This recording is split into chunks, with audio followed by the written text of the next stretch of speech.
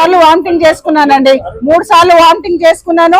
So ఇగో ఈ tissue పేపర్లు అన్ని కూడా ఎన్ని తడిసిపోయినాయి, ఉమ్ము ఆగిపోతలేదు, ఒకటే ఉమ్ము వచ్చేస్తున్నది, నాలుకంతా పీకుతున్నది, కడుపులో తిప్పుతున్నది, హెడ్-ఏక్ వస్తున్నది. నేను అందుకొరకే సైలెంట్ గా ఇక్కడ కూర్చున్నా. వీళ్ళందరూ బయటకు పోయారు. బయటకు పోయినాక కూడా మేము ఇది చేస్తాం అది చేస్తాం అంటే కూడా నేనన్నా నాకు హెడ్-ఏక్ వస్తుంది, నాలుకంతా ఒక లాక్ ఉంది కదా అని ఇక్కడ కూర్చుంటే ఆయన వచ్చి రిక్వెస్ట్ గా మేడం 5,000 ఇస్తా 10,000 ఇస్తాను, నాకు పైసలు వద్దు బాబు, నేను హాస్పిటల్ వెళ్తాను నేను అంటున్నా. నేను అంత ఇవ్వలేను మేడం అని అంటే ఎంత, నేను అడగలేదు కదా నేను డబ్బులు, నిన్ను అడగలేదు కదా నేను డబ్బులు, నేను హాస్పిటల్ వెళ్తే నాకు ఎట్లా అవుతుంది అని చెప్పి ఇక్కడ కూర్చున్నా. నువ్వే వచ్చి 5,000 10,000 అని అడుగుతా, నేను 5,000 10,000 నిన్ను అడిగానా? నువ్వేమంటావు, నువ్వు వామిటింగ్ కాలేదంటున్నావు. నేను ఎందుకు మాట్లాడతానండి? లేదండి నేను వామిటింగ్ చేసుకునేటప్పుడు నేను వాష్రూమ్ లోకి వెళ్ళాను. అక్కడ వాష్ బేసిన్ దగ్గరికి వెళ్ళినప్పుడు అక్కడ సీసీ కెమెరాలు ఉంటాయి కదా, మరి అక్కడ చూసుకొని చెక్ చేసుకోండి మీరు కూడా. ఒకటే అండి డిమాండ్ ఏంటంటే, ఇప్పుడు ఇంత మంచి ఫుడ్ మంచిగా ఉంది, నీట్నెస్ ఉందని మనం ఇక్కడికి వచ్చాం. ఫుడ్ లో ఇంత కల్తీ ఉన్నప్పుడు ఇవాళ నాకు జరిగింది, రేపు నీకు జరగచ్చు. అవునా? హోటల్ బాగుంది, మంచిగా డెకరేషన్ ఉంది, కూర్చోవచ్చు, తినొచ్చు, హ్యాపీగా ఇంట్లో అన్ని చేసుకోవచ్చు అని మనం వస్తాం. ఇక్కడికి వచ్చిన తర్వాత ఇంత పెద్ద పురుగులు పడితేనే నువ్వు కళ్ళు మూసుకొని వండి పెడుతున్నావు ఇంతమందికి. ఈ తాలింపు గింజలలో ఎన్ని పురుగులు ఉంటాయండి. ఇవాళ నాతో పాటు ఒక స్నేహితుడు పక్కన కూర్చొని పక్కన కూర్చొని తినేటైనా కూడా ఏందని ప్రశ్నిస్తే ఆయన ఏదో మాట్లాడుతున్నాడు. నువ్వు వెళ్ళిపోయి ఇక్కడి నుంచి అని అంటున్నారు. ఎంతమందిని ఇట్లా వెళ్ళగొడతారు? ఎంతమందిని వెళ్ళగొడతారండి?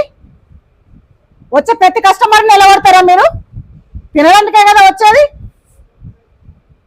వామిటింగ్ చేసి కూడా చేసుకోలేదని చెప్తున్నావు. ఎందుకు? నువ్వు ఓనర్ కాబట్టి. బాధితురాలు నేను చెప్తున్నా వామిటింగ్ అయిందని, నువ్వు కాలేదని ఎలా చెప్పగలుగుతావు? ఇప్పుడు నేను హాస్పిటల్ రిపోర్ట్ తెచ్చిస్తా, దానికి నువ్వేం సమాధానం చెప్తావు చెప్పు. నేను వెళ్తానండి. మరి ఆ మాట ముందే అనాలా? నువ్వు ఆ మాట అంటే నేను ఇప్పటిదాకా ఇక్కడ కూర్చున్నదని కాదు, నువ్వు ఆ మాట అనాలా. ఎవరైనా పోలీసులను ఎందుకు పిలిపిస్తారు? నేను పోయి పెట్టాలి, అసలు నేను పోయి పెట్టాలా? పోలీస్ స్టేషన్ నేను వెళ్ళాలి, బాధితురాలు నేను వెళ్ళాలి. మీరు ఎట్లా పిలిపిస్తారు? అది నేను అడిగేది.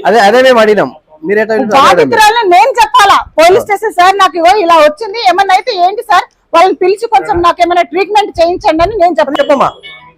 ట్రీట్మెంట్ జరగాల్సింది నాకు, నేను పోవాల్సింది నేను హాస్పిటల్.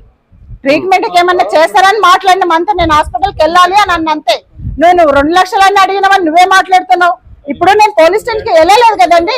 నేను పోలీస్ స్టేషన్ ఎట్లా వస్తారు వాళ్ళు పోలీసు వాళ్ళు? నేను పోయి కంప్లైంట్ చేసే సార్ ఇది అని చెప్తే వాళ్ళు పోలీసు వాళ్ళు వస్తారు. వాళ్ళు నన్నే వచ్చి అడుగుతున్నారు ఏమైందమ్మా అని అడుగుతున్నారు.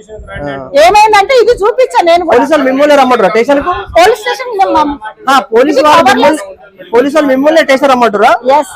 స్టేషన్ కు మమ్మల్ని ఇది ప్యాక్ చేసుకొని తీసుకురా అంటే నేనన్నా ప్యాక్ చేస్తే ఇది చంద్రబాబు ఏమంటున్నా పోలీసు వాళ్ళు మిమ్మల్ని స్టేషన్ రమ్మంటారా? అవునండి. ఏం తప్పు చేసినామని మీరు రావాలి స్టేషన్ కు? ఇక తిన్నందుకు తప్పు చేసినందుకు వాడికి రమ్మంటారు సార్. అలాగే చూసుకున్నట్లయితే ఫుడ్ ఇన్స్పెక్టర్ కూడా వచ్చి జరిగింది. మరి రావేంద్ర ఇప్పుడు జరిగిన సంఘటన మీద ఏదైతే వచ్చిందో దోషం వచ్చిన విషయం దానికి మరి ఫుడ్ ఇన్స్పెక్టర్ వచ్చి దాని మీద వాళ్ళు సరైన చర్యలు తీసుకుని వచ్చారు. మరి ఒకసారి ముందుగా చూసుకుందాము ఏమేమి చేస్తారో చూసుకుందాం మనం. మరి ఫుడ్ ఇన్స్పెక్టర్ వచ్చారు, మరి ఏమేమి తీసుకున్నారు చెప్పండి. చెప్పండి. నా పేరు దత్తాత్రేయ అండి, నేను national consumer rights commission chairman, Hyderabad chairman. So ఇక్కడ నిన్న రాఘవేంద్ర హోటల్లో ఒక ఇన్సిడెంట్ జరిగింది. ఒక కస్టమర్కి తీసుకున్న ఫుడ్లో ఒక పురుగు రావడం జరిగింది. సో ఆ కంప్లైంట్ వచ్చిన కారణంగా ఈరోజు మేము ఫుడ్ సేఫ్టీ ఆఫీసర్లతో ఇక్కడ చెక్ చేయడం జరిగింది. ఇక్కడ ఎక్స్పైరీ డేట్ అయిపోయినాయి, కొన్ని ప్రోడక్ట్స్ ఫైండ్ అవుట్ అయినాయి అండ్ కొన్ని ప్రోడక్ట్స్ కూడా శాంపిల్స్ కి పంపించడం జరుగుతుంది. ఇక్కడ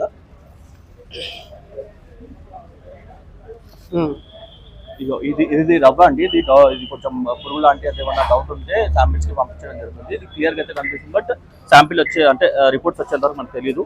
అండ్ ఇది ఆటా, ఇవి కొన్ని శాంపిల్స్ కి ల్యాబొరేటరీకి పంపించడం జరుగుతుంది. ఇవి ఎక్స్పైరీ అయిపోయిన ప్రోడక్ట్స్ ఇవి ఫైండ్ అవుట్ అయినాయి మనకి. ఇక్కడ కొంచెం అన్హైజీనిక్ కూడా చాలా ఉంది ఇక్కడ, అంటే ఏది నీట్నెస్ కూడా లేదు. సో మేము విజువల్స్లో కూడా చూపిస్తాము. అంటే ఏది కరెక్ట్ మెయింటైన్ చేయట్లేదు వీళ్ళు. కంప్లీట్గా హనైజీనిక్ అనేది ఉందండి.